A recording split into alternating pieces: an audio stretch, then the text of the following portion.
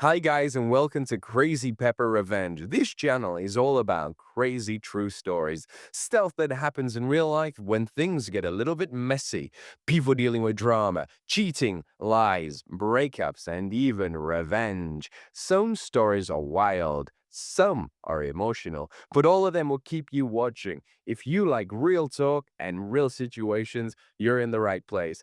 Don't forget to hit that subscribe button and stick around. This is Crazy Pepper Revenge, where the stories get spicy. 15 years and not a drop of me in them.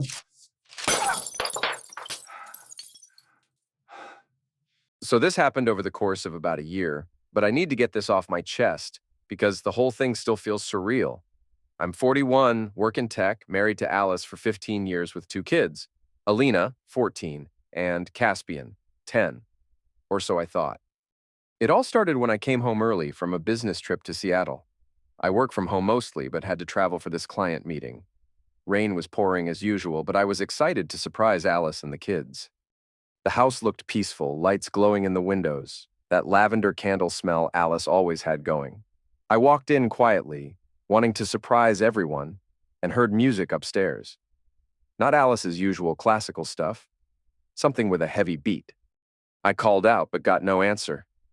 As I walked up the stairs, I could hear Alice on the phone through our cracked bedroom door. That's when my world shattered. "He's so easy to read," she laughed. But it was cold, nothing like the woman I married. "Robert, baby, just wait. Once the papers are signed, I'll be free, and I'll have it all." I froze. "Robert? Papers? What papers?" I stayed hidden in the hallway shadows and listened as she continued. "Yes, I've thought it through. I've been planning for months. The lawyer says I'll get half, even his company. No, he has no idea. Too lost in his tech to notice what's right here." More laughter. My heart was pounding, but my mind went sharp and cold. Most guys would have burst in screaming. Not me. I'm a programmer. I collect data, analyze patterns, then execute solutions. The kids? They'll be fine. They hardly see him anyway. You're so much more fun. That was a lie, and we both knew it. I was at every school event, every game, helped with homework nightly. Alice was the one who missed everything important. Next week, I'll hand him the papers. Then it's just a waiting game. I backed away like a ghost, grabbed my bags, and left without a sound. Sat in my car for an hour, just breathing, processing. This wasn't just cheating. This was a calculated plan to destroy me financially and take my kids. But Alice had made one crucial mistake. She assumed I'd react emotionally. Instead, I went home an hour later, acted completely normal, and started planning the most methodical takedown of my life. For 7 days, I played the perfect husband. Kissed her good morning, helped kids with homework, made small talk at dinner while her phone constantly lit up with messages. Meanwhile, I was documenting everything. Financial records, phone logs, meeting with my company's lawyers under the guise of updating my will. On day 8, Alice made her move. Sunday morning, kids upstairs, she walked into the kitchen in full battle armor. Silk shirt, perfect makeup, holding that yellow envelope like a weapon. "We need to talk, Joseph. This marriage isn't working anymore." She slid divorce papers across the table with this smug confidence, expecting me to fall apart. Instead, I calmly read through everything, took out the anniversary pen she'd given me years ago, and signed every single page. "There. Anything else?" Her face was priceless, complete shock. This wasn't the script she'd rehearsed. "That's it? No fight, no begging? You want out, you've got it." She recovered quickly, that cold smirk returning. "My lawyer will call yours about the kids and money." Of course. What Alice didn't know was that I'd already spoken to lawyers. The prenup she'd signed without reading carefully? Ironclad, the financial moves I'd made that week, all legal and devastating to her plans. We told the kids that night. Caspian cried and hugged Alice, begging her to stay. Alina just sat there, eerily calm for a 14-year-old, then went to her room. Later, when I checked on her, she dropped a bomb. "Is she living with Robert from the gym? The guy she's always texting?" "You knew?" "I'm not dumb, Dad." She didn't even try to hide it. "You deserve better." My own daughter had figured it out. That's when I realized Alice had been sloppy, arrogant, assuming everyone around her was blind. Over the next few weeks, I conducted my own investigation. Joined Robert's gym, made friends with staff, did some social media detective work. What I found was worse than I'd imagined. The affair wasn't recent, it had been going on for 3 years. But that wasn't all. Through gym staff gossip and some careful questioning, I discovered Alice had been cheating with multiple men over the years. Robert was just the latest. That's when a terrible thought occurred to me. If Alice had been this unfaithful for so long, what were the chances the kids were actually mine? I called in sick, first time in years, and drove to a clinic across town for paternity tests. Used the kids' toothbrushes, paid extra for rush processing. 5 days later, the email arrived. I sat in my home office, hands shaking as I opened the attachment. 0% match. Neither child was mine. 15 years of being a dad, and it was all built on lies. The kids I'd raised, loved, taught to ride bikes, helped with science projects. None of them shared my DNA. But here's the thing. It didn't change how I felt about Alina and Caspian. They were still my kids in every way that mattered. This just gave me nuclear-level ammunition against Alice. I printed the results, put them in a white envelope, and planned my next move. Remember that fancy restaurant where I'd proposed? Chateau Blanc, all glass and chandeliers and white tablecloths? I knew Alice and Robert went there often. She'd always had expensive tastes.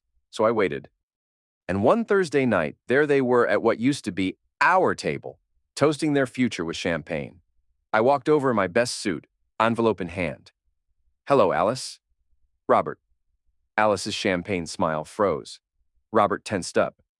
"What a surprise," Alice managed. "I came to offer congratulations," I said calmly, "on your freedom." I placed the envelope on their table. "A small gift." "What is it?" Alice asked, suddenly wary. "Open it and see." I walked away but positioned myself where I could watch their table. Alice opened the envelope with shaking fingers, pulled out the paternity results, and I watched her face drain of all color. She passed the papers to Robert. His face went through confusion, realization, then pure rage. "You told me they were his!" he shouted, loud enough for nearby tables to stare. "I thought they were—" Alice hissed back. I walked back over. "No, you knew, or at least suspected." The timing matches perfectly, doesn't it? That businessman when Alina was conceived, the artist around Caspian's time. Robert stood up so fast his chair fell over. "You said I was the only one besides him." He pointed at me with disgust. "Robert, please, I can explain. Save it, we're done." He threw his napkin down and stormed out. Alice sat there stunned as I leaned down. "Enjoy explaining this to your lawyer?" "Should make the custody hearing interesting." I left her sitting alone at that table, her master plan crumbling around her. The next morning brought a series of increasingly frantic voicemails from Alice. First angry, then desperate, then begging. I saved them all for my lawyer and didn't return a single call. Court day was swift and brutal. Judge Harmon, a no-nonsense woman in her 60s, reviewed the evidence, the affair, the paternity lies, the signed agreements. Alice's lawyer tried to claim she'd been manipulated into unfavorable terms, but the judge wasn't having it. "Mrs. Hayes, did you read the divorce agreement before signing?" "I skimmed it. I was upset." "Did Mr. Hayes prevent you from obtaining legal counsel?" "No, but the court cannot protect people from their own poor decisions. These agreements are legally binding." Gavel down. Alice kept only what was in her name. I kept everything else, including full custody of the kids. She got limited visitation rights. Outside the courthouse, Alice cornered me. "You've ruined me. I have nothing left." "You have what you came into this marriage with. Your freedom. Isn't that what you wanted?" "Where am I supposed to go? What about the kids? Maybe ask one of their real fathers for help." The look of pure defeat on her face should have felt satisfying. Instead, it just felt empty. But the story doesn't end there. Remember Robert?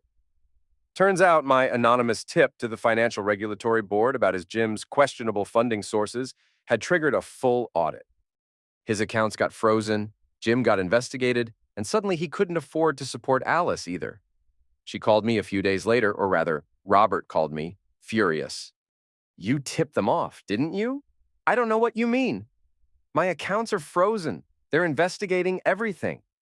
"Alice had to move out because I can't pay for anything. That's unfortunate. She's got nowhere to go now. Not my problem anymore." Alice did eventually find a small apartment, got a job at a local cafe, struggled to make ends meet. She'd call the kids occasionally, but Alina wanted nothing to do with her. Caspian, being younger, still craved his mom's attention, but was clearly hurt by the whole situation. The hardest part? Telling myself the kids were still mine in every way that mattered, while processing the fact that I'd been living a lie for 15 years. But watching Alina help Caspian with homework, seeing him light up when I came home from work, none of that was fake, even if the biology was. About 6 months after the divorce was final, Alice showed up at our house during a rainstorm. Soaked, desperate, she'd lost her job and was facing eviction. "I need help, Joseph, for the kids' sake." I could have slammed the door.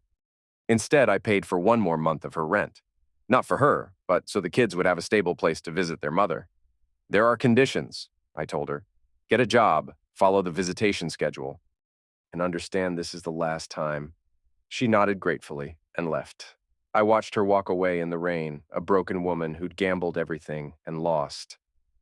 The real victory came later. I met Serafina at a tech conference. Brilliant, kind, genuine. Someone who chose me not for financial security, but because we connected on every level. We started dating, she got to know the kids, and slowly our house filled with laughter again. Alice eventually found steady work and moved to Chicago for a better job opportunity. Caspian visits her sometimes now. Alina still refuses, but she's softened slightly, sends a birthday card occasionally. Last month, I got engaged to Serafina. We're expecting our first child together. Alina and Caspian are excited about becoming big siblings. We're planning a small wedding next month because we didn't want to wait. The whole revenge thing? Looking back, it feels petty now. The real win wasn't destroying Alice's plans. It was building something better from the ashes of that old life. Alice sent me a letter recently from Chicago. I didn't open it. Whatever apology or explanation it contains belongs to the past. I put it in a drawer and haven't thought about it since. Sometimes Caspian asks if I'm still mad at his mom. I tell him anger is like carrying hot coals. It only burns the person holding them. I let go of that heat a long time ago. The man who stood frozen in that hallway, listening to his wife plot his destruction, doesn't exist anymore. In his place is someone who learned that the best revenge isn't destruction, it's creation. Building a life so complete and joyful that the past becomes irrelevant. Alina starts college next year on a full scholarship for computer science. Caspian is thriving in school, plays soccer, and has embraced his role as future big brother. Serafina brings out the best in all of us. And Alice? She's finding her own peace in Chicago, slowly rebuilding relationships with the kids, working to become someone they might respect again someday. That's not my concern anymore. The real victory is standing in my backyard on a clear night, Serafina's hand in mine, watching the stars and knowing that the future is unwritten but full of possibility. The past is dead. We won.